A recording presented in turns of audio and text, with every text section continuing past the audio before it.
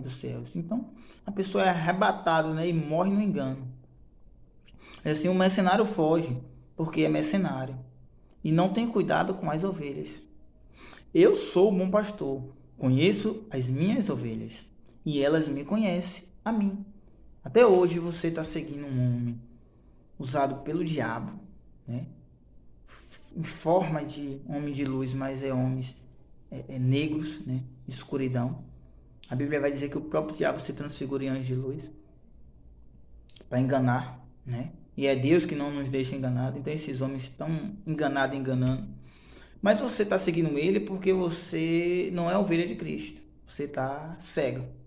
Porque no falar da pessoa, né, biblicamente, a gente consegue compreender se aquela voz é do nosso Deus ou do filho dele ou não. Porque nós somos ovelhas de Cristo. Mas aqueles que não é, não conhecem. Aí no 15 diz assim: assim como o Pai me conhece, a mim, eu conheço o Pai e dou a minha vida pelas ovelhas. Quer dizer, Jesus conhece o Pai e o Pai conhece a Jesus. Então não tem como Deus se enganar do filho dele, nem um filho se enganar do Pai. Se é algo de Deus, Jesus compreende. Se é algo de Jesus, Deus compreende. Então, se é algo de Deus e de Jesus, as ovelhas, né, a qual Jesus deu a vida por elas, que somos nós que eu digo você, nós que estamos no segmento, ou pessoas que ainda não foram chamadas, mas é uma ovelha escolhida, porém ainda não está congregando, né, reunida, não está no Espírito, né, no corpo de Cristo, mas vai ser chamada. Há tempo para tudo, né? O tempo de Deus não é o nosso, mas essas que não tem nenhuma crença, que não tem nenhuma fé, e que nós não sabemos, né, olhando face a face, mas que Deus já sabe que ela não é escolhida, não foi escolhida de Deus, essa pessoa ela vive enganada. Aí diz assim no 16: ainda tem outras ovelhas, não deixe aprisco. A mim me convém conduzi-las, elas ouvirão a minha voz, então haverá um rebanho e um pastor. Quer dizer, Jesus estava dizendo para o povo lá de Jerusalém: há outras ovelhas, ainda há algumas ovelhas que não é desse aprisco, mas convém que eu congregue, que eu reúna elas. Então, quem vai até as ovelhas é o bom pastor, é Jesus. Então, ele vai, pega as ovelhas e reúne, congrega. O que é congregar? Eu estar num ambiente com meus irmãos? Não. Congregar não é só isso, somente isso. Porque senão teria que estar tudo evangélico em um lugar só. Todos os evangélicos dos países vizinhos, né, dos outros países estrangeiros, tinham que estar no Brasil ou em outro local. Então não é assim. O congregar é a pessoa estar ligada ao corpo de Cristo, né? Ela se tornar igreja, né? Ela está viva diante de Deus. Aí ela está congregando, né, no mesmo espírito. Ela está congregando no mesmo espírito, na mesma casa. E quando a pessoa ela recebe Jesus aqui, o espírito dela está guardado com Cristo. E Cristo está com o Pai. Então Cristo está na casa do Pai. Então, se a minha vida está guardada com Ele, eu estou lá na casa do Pai. Então, eu estou congregando todos os meus irmãos em Cristo Jesus. O espírito dele está lá selado, guardado com Deus, através de Jesus. Então, logo a gente vê aqui, né, numa análise rápida, que bom pastor só é Jesus, né, e que as ovelhas é de Deus, né? E quem é ovelha de Deus consegue entender quando ele chama, quando ele fala, né?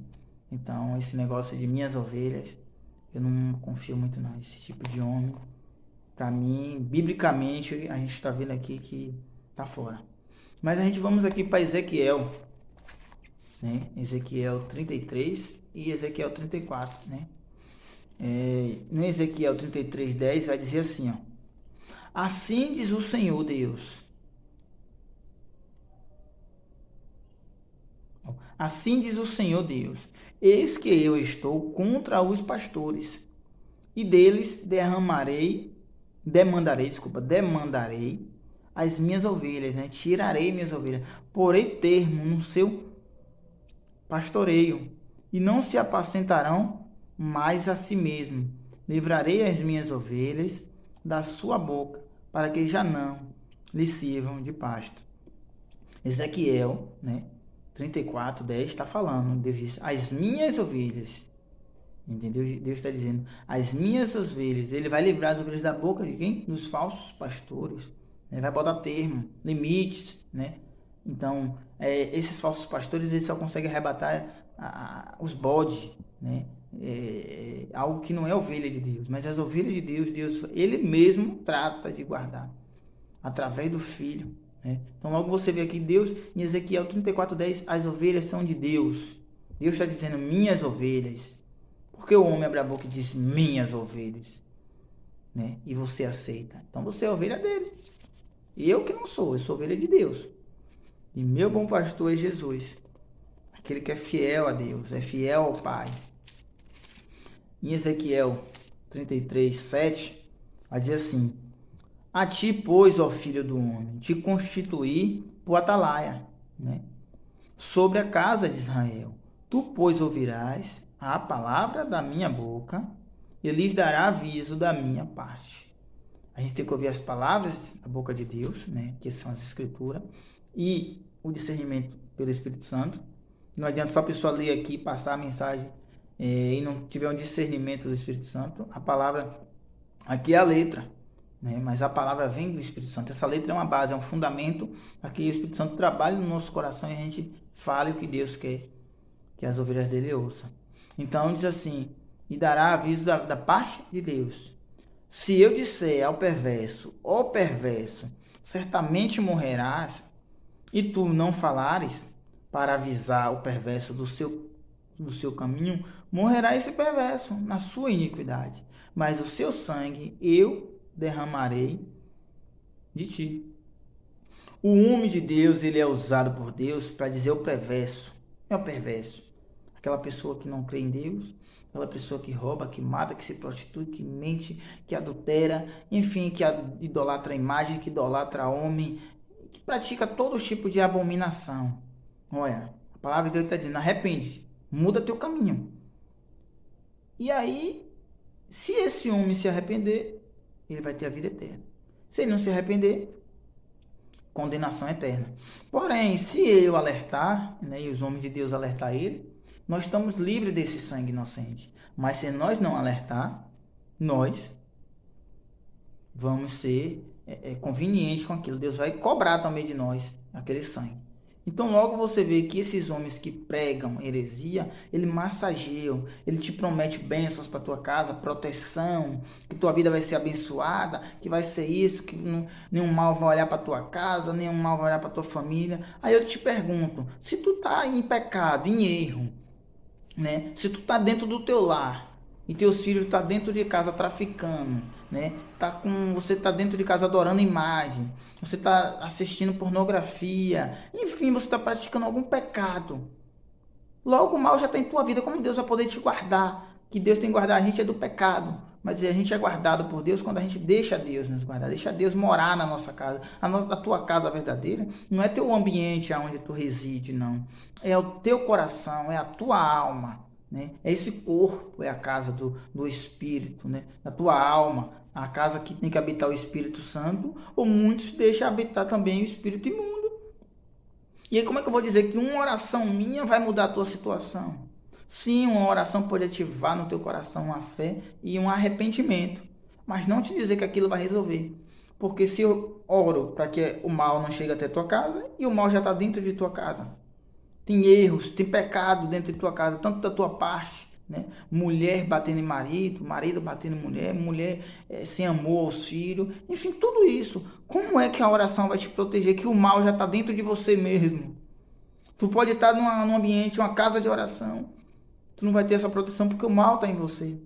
Mas o que você tem que fazer? Arrepender. Então essas pessoas não pregam arrependimento. Ela prega que você está bem, que Deus vai te dar uma cura, que vai te dar um milagre. Sim, Ele cura, Ele salva, Ele liberta. Mas Ele não quer somente te dar uma cura de uma enfermidade, uma prosperidade financeira, uma resposta em algo que tu espera, não. Ele quer te salvar. E muita gente se agrada com essas palavras desse homem porque elas não querem obedecer a Deus. Mas o homem de Deus é para ser usado para repreender. Repreender não é eu corrigir alguém de mim mesmo, mas anunciar aquela palavra, né? Mas assim no 9, mas se falares ao perverso para avisar no seu caminho, para que dele se converta, e ele não se converter do seu caminho, morrerá ele na sua iniquidade, mas tu livraste a tua alma. E aí? Deve a mim e aos homens de Deus, né, todos nós, anunciar para o perverso se arrepender. Diz assim no 11, diz-lhe então, certo como eu vivo, Deus está dizendo, diz o Senhor Deus, não tenho prazer na morte do perverso, mas que o perverso se converta do seu caminho e viva. Convertei-vos dos vossos maus caminhos. Vamos ver aqui, o restante. Pois, porque a vez de morrer, ó casa de Israel.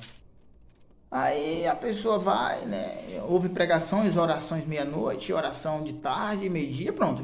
Todo dia ouve oração, mas não muda.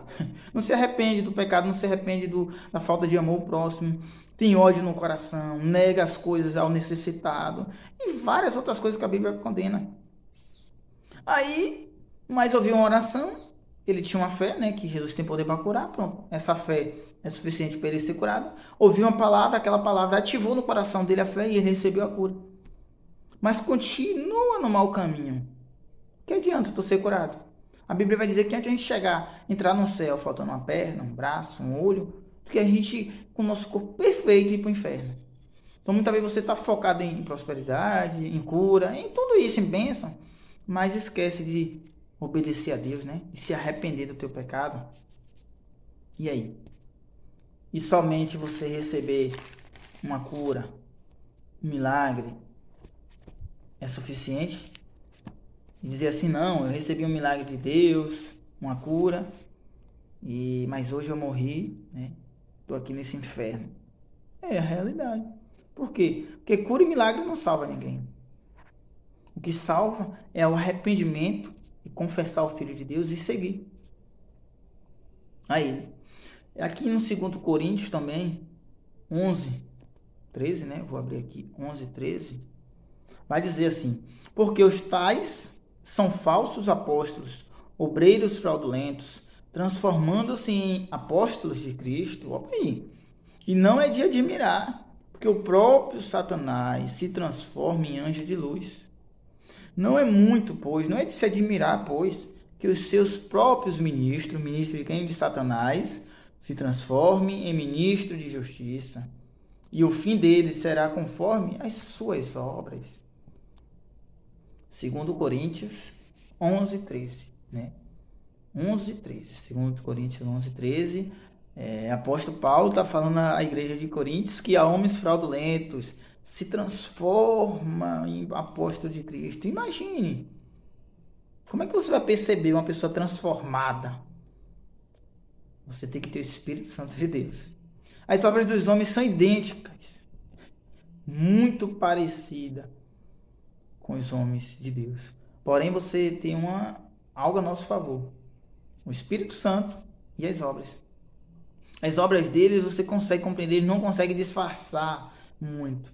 Para quem está com os olhos abertos. Mas quem está cego, o cego tem como enxergar? Não tem. Nem cor, nem aparência, nem nada.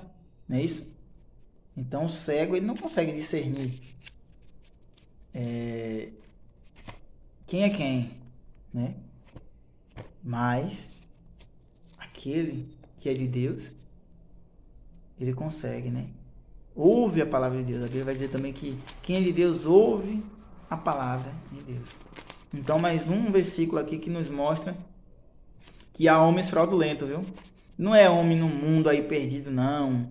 Que seja ladrão, traficante, que seja agiota. Não é esses homens que vai enganar, tentar enganar as ovelhas de Cristo. É homens disfarçados de ovelhas, disfarçados de pastor mesmo. E quando a gente prega isso, ele está pregando contra a igreja, que não sei o quê.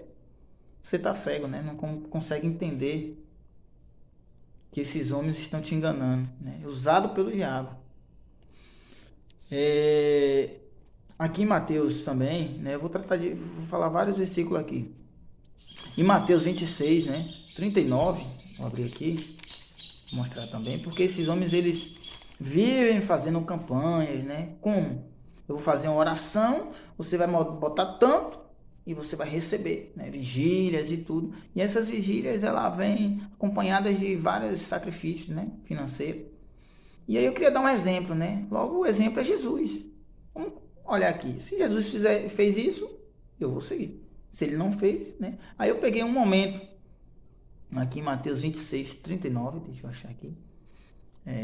Pronto, 39, um momento, né? E diz assim: adiantando-se Jesus, né? Então disse Jesus: a minha alma está profundamente triste, até a morte. Ficai aqui e vigiai comigo. Adiantando-se um pouco, prostou-se sobre o seu rosto, orando, dizendo: meu Pai, se possível, passa de mim este cálice. Todavia não seja como eu quero, e sim como tu queres. Então, aí vou ler mais um aqui, no 40. E voltando para o discípulo, achou-os dormindo e disse a Pedro, Pedro, então nenhuma hora pudeste vos vigiar comigo, vigiai e orai, para que não entreis em tentação. O espírito, na verdade, está pronto, mas a carne é fraca. Então, voltou para o discípulo e lhe disse ainda: dormi e repousais. Eis que é chegada a hora, e o Filho do Homem está sendo entregue nas mãos de pecadores. Levantai-vos e vamos, eis que o traidor se aproxima. Pronto. Primeiramente, a gente vê que Jesus chamou os discípulos para orar com ele, para vigiar com ele. Você vê que você não vê momento algum Jesus dizendo: Pedro, João, Tiago, prepara aí tua oferta, que a gente hoje vai fazer uma vigília, né? Eu vou orar ao Pai e vocês vão trazer seu sacrifício financeiro e a gente vai apresentar a Deus. Não teve isso. A vigília que Jesus mostra aqui, ele clamando a Deus, se possível passar aquele cálice, né? O sacrifício que ele ia passar, mas que todavia seja feita a vontade do Pai. E você vê que os discípulos não disseram: mas Senhor, calma aí, aqui o dinheiro, o envelope para eu colocar o dinheiro aqui da campanha e tal, para a gente prosperar e tal. Não teve isso. Então esses homens prometem, né? Muitos até não estão cobrando muitos, eles, para o povo não se ligar. Então o que é que eles fazem? Eu vou fazer uma oração aqui, você pela fé, tal, vai botar R$6, vai botar R$20, R$5, R$1. Claro, os caras desses têm milhões de seguidores, já pensou? 1 milhão de seguidores botando R$1, o cara tá milionário por dias, né? Então é por isso, a palavra de Deus não é vendida. Se Deus quer te abençoar financeiramente, não precisa tu dar através daquilo que eu estou pregando, anunciando. Não, simplesmente ele vai te abençoar, né? O que tem é que você busque ter amor no seu coração para você ofertar na vida das pessoas. Aí sim, isso conta. Mas esse negócio que toda oração que tem, uma vigília que tem, um culto que tem, e tome dinheiro e tome isso, por quê? Né? Uma pregação no YouTube é pedindo dinheiro, meu Pix está aí, faça tanto para Deus te abençoar, para essa obra continuar. Não. Se Deus me deu condições de eu ter internet, de eu ter um celular, pronto, aqui eu pregando. Porque eu dependo do Espírito Santo e ele me deu. Se eu não puder ter um celular, eu acesso outras redes, eu acesso as pessoas de outra forma, indo na casa delas. Enfim, não precisa eu estar cobrando. Eu não pago nada pelo canal, né? Enfim, tudo isso. E a gente vê que são homens que querem viver, né, mesmo da palavra de Deus, ó, benefício financeiro. Então você vê também que depois que Jesus orou mais os discípulos, não foi fazer que nem o povo diz, mar de rosas, não. Jesus saiu da oração e foi para o problema, né? Aquele problema que ele tinha que suportar, resolver, né? Que era dar vida por nós. E os discípulos foram com ele. Então hoje você vai para uma vigília, vai para o culto, vai para isso, e quando voltar você quer que esteja tudo tranquilo, tudo na maior. A paz que a gente tem que ter, a paz interior, mas esse mundo é aflição. Então os discípulos saíram com Jesus, seguiu a Cristo para ir para a mão dos soldados, né? Para os soldados prender Jesus Cristo, né? Perseguir os discípulos, né? Os discípulos foram perseguidos. Então tem pessoas que dizem: não, porque eu orei, eu assisti a oração desse bispo, desse pastor, a minha vida hoje, amanhã, mais tarde tem que estar bem, ainda hoje vai vir uma bênção. Não, o evangelho é para te preparar para a guerra. Se tu tem ouvido um evangelho que te massageia, que diz que vai tudo bem, vai tudo tranquilo e tal, não é o evangelho de Cristo. O evangelho de Cristo manda a gente se revestir da armadura, as armaduras de Deus, para a guerra, é guerra. Então por isso que você não gosta de ouvir pregadores que pregam pelo Espírito Santo. Você gosta de ouvir palavras que massageiam. Então mais uma vez a gente vê pela palavra aqui que Jesus não cobrou nada por vigília, né? Não impede. É que depois da vigília, né? Depois de orar a Deus, Jesus foi passar por uma situação, né? Que nenhum homem suportaria. Então logo a oração é para Deus sustentar o homem, né? Para ele passar pela provação, e não negar Deus, né? Aqui também tem